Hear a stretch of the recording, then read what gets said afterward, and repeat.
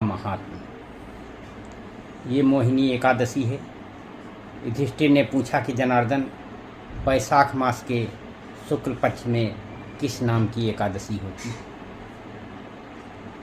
उसका क्या फल होता है तथा उसके लिए कौन सी विधि है।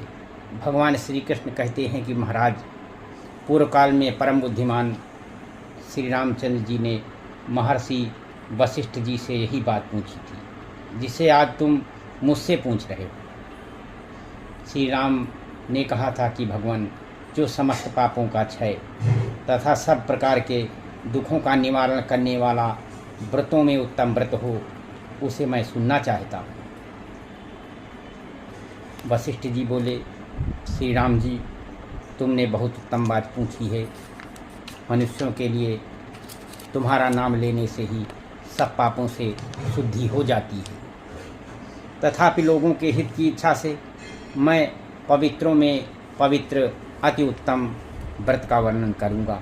वैशाख मास के शुक्ल पक्ष में जो एकादशी होती है उसका नाम मोहिनी है। वो सब पापों का हरण करने वाली और उत्तम है। उस व्रत के प्रभाव से मनुष्य मोहजाल तथा महापातक समूह से छूट जाता है। सरस्वती नदी के रमणीय तट पर भद्रावती नाम की सुंदर नगरी है। वहाँ धृति नामक राजा, जो चक्रवंश में उत्पन्न और सत्य प्रतिज्ञ थे, राज्य किया करते थे। उसी नगर में एक बनिया रहता था जो धन धान्य से परिपूर्ण और समृद्धशाली था। उसका नाम था धनपाल। वो सदा पुत्र पुण्य कर्म में ही लगा रहता था। दूसरों के लिए पौशाला, कुआं, मठ, बगीचा, पोखरा और घर बनवाया करता था।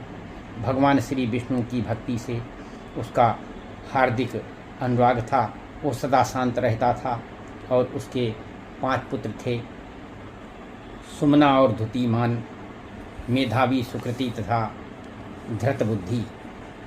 धृतबुद्धि 5वां था। वो सदा बड़े बड़े पापों में ही संलग्न रहा करता था। जुए आदि दुर्व्यसनों में उसकी बड़ी आसक्ति थी। वो वेश्याओं से मिलने के लिए लालायित रहता था। उसकी बुद्धि ना तो देवताओं के पूजन में लगती थी और न पितरों में, तथा ब्राह्मणों के सत्कार में वह दुष्टात्मा अन्याय के मार्ग पर चलकर पिता के धन को बर्बाद किया करता था। एक दिन वह वेश्या के गले में बाँह डाले चौराहे पर घूमता देखा गया। तब पिता ने उसे घर से निकाल दिया था। बंधु बांधवों ने भी उसका परित्याग कर दिया। अब वह दिन रात दुख और शोक में डूब गया तथा